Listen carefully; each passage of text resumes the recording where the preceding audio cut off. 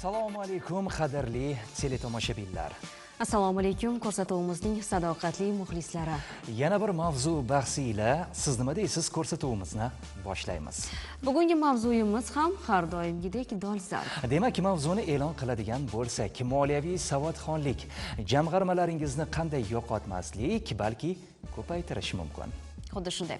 O'z mablag'larimizni boshqarish, huquqlarimizni bilish, olingan kreditlarni to'g'ri ishlatish va o'z vaqtida qaytarish, shaxsiy moliyaviy xavfsizlikni, ya'ni ta'minlash, ongli qarorlarni qabul qilish farovonligimiz va kelajagimizga bevosita ta'sir qiladi.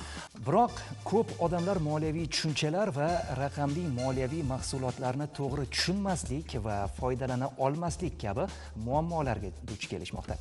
Bu uzoq muddatda noto'g'ri qarorlar, mablag'larni yo'qotish va moliyaviy qiyinchiliklarga olib kelishi mumkin. Moliyaviy savodxonlik shunchaki pulni hisoblash qobiliyati emas, balki keng tarqalgan xatolardan qochib, kapitalni saqlash va ko'paytirishga yordam beradigan bilim va ko'nikmalar majmuasidir.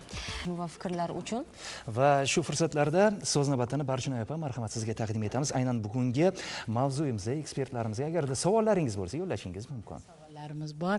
Juda ham yaxshi mavzu tanlangan. Albatta jamg'arma bu juda ham kerakli narsa har bir inson uchun. U yosh katta inson bo'ladimi, yosh inson bo'ladimi, hamma uchun bu jamg'arma, ya'ni pul kelib turishi, ayniqsa pensioner, ya'ni nafaqaxo'rlar uchun bu juda ham kerakli narsa deb o'ylayman. Bitta savol tug'ildi hozir shu gaplarni eshitib turib.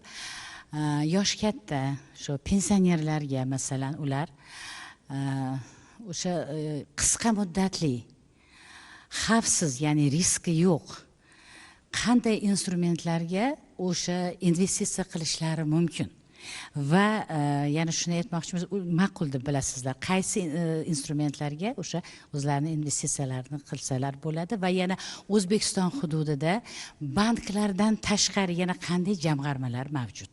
To'g'ri savol ko'tarildi. Odatda bizda o'sha bir stereotip shakllangan, ya'ni tezda qisqa muddatda ko'p foyda olish. xuddi shunday. Jamg'armalarni eng nima deydi, nozik jihati bu yerda muddat. Ya'ni nima deydi? Uzoq muddatli reja qilganingiz ma'qulroq bo'ladi. Ya'ni qisqa muddatda ko'proq foyda olish niyatida bo'lsangiz, bu o'sha ijtimoiy tarmoqlarda firibgarlarga duch kelib qolish ehtimoli yuqoriroq. Mana hozir bir yilda qanaqadir yirik miqdorda aktivlarga ega bo'lganman deb reklama qiladi va oqibatda hayotda ko'ryapmiz, bor budidan ayrilib qolish holatlari ham bo'lyapti. Endi siz kabi insonlar uchun albatta bank kreditini, bank omonatini aytyapmiz. Mana bugungi kunda o'tgan yildan boshlab Markaziy bank nizom ishlab chiqdi. Mikromoliya tashkilotlarini, o'sha islomiy mikromoliya tashkilotlarini tashkil etish bo'yicha, faoliyatini olib borish bo'yicha nizom ishlab chiqdi. Ya'ni siz o'sha mikromoliya tashkilotlariga yaxshigina pulingiz bo'lsa qo'yib daromad olishingiz mumkin bo'ladi. Endi passiv daromad ga ega bo'lish juda ham yaxshi holat. Bu moliyaviy erkinlikka olib keladi. Ya'ni siz ishlamasangiz ham, uyda o'tirsangiz ham, dam olsangiz ham, ya'ni nima deydi,